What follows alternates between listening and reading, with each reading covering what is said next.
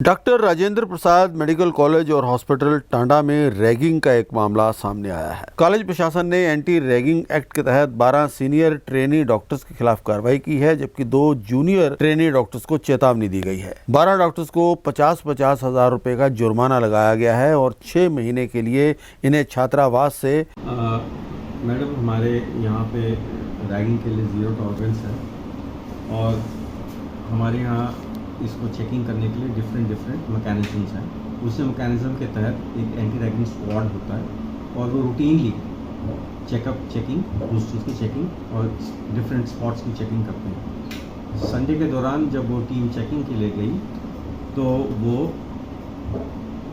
जो है संडे को जब वो हॉस्टल की चेकिंग गई तो वहाँ उन्होंने पाया कि किसी जूनियर के कमरे में उनको एक सीनियर की कुछ फाइल मिली और उसी दौरान फिर उन्होंने ये पाया कि वहाँ पे जूनियर के पास जो थी वो फाइल थी और उसकी वो रिपोर्ट जो थी एंटी रैगिंग स्क्वाड ने वो प्रिंसिपल ऑफिस को सुबह प्रोवाइड की मंडे को। और मामले का संज्ञान लेते हुए उनकी वो जो रिपोर्ट थी जिसमें ये लिखा गया था वो इमीडिएटली हमने एंटी रैगिंग कमेटी को फॉरवर्ड कर दी, सब कमेटी को, और उन्होंने उस पर तत्काल छानबीन करते हुए हमारे को जो है एक रिपोर्ट सबमिट करी, पहली रिपोर्ट। और उस पहली रिपोर्ट के तहत उन्होंने 6 बच्चों को उसमें दोषी पाया।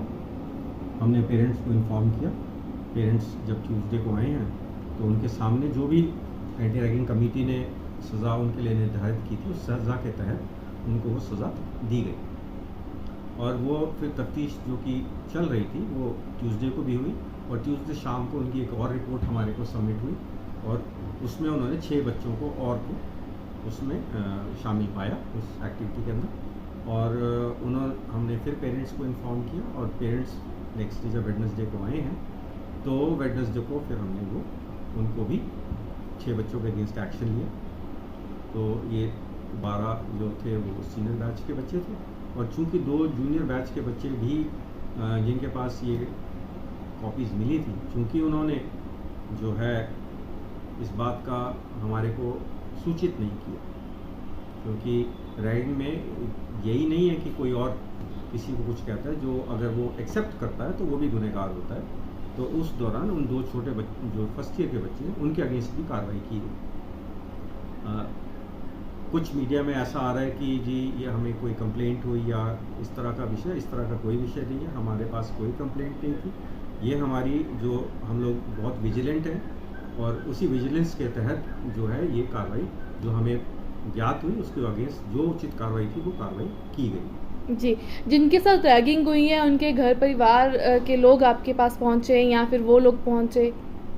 मैडम, ये सिर्फ हमारे को कॉपीज़ मिली और एंटी रैगिंग का एम्बिट बहुत बड़ा होता है। तो चूँकि उनके पास वो कॉपी मिली गई है तो इसलिए उसको हमने, जो हमारी कमेटी थी एंटी रैगिंग कमेटी ने, उसको ये माना कि इसको भी रैगिंग के दायरे में लेना चाहिए, तो इसलिए ये कार्रवाई की गई। मतलब कोई भद्दा मजाक या मारपीट जैसा कोई मामला नहीं है? कोई भी इशू नहीं था। ये सिर्फ हमारे को उनके कमरे में ये सामान मिला।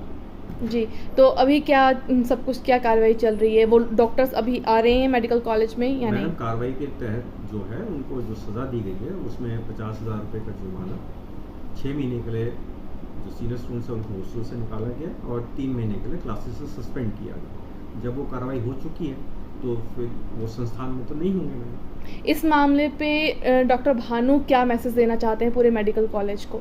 मैडम, हमारा डे 1 जब बच्चे आते हैं और subsequently through out the year हमने उनको एक ही बात के बारे में बच्चों को समझाते हैं कि ये संस्थान ज़ीरो टॉलरेंस रखता है रैगिंग के प्रति।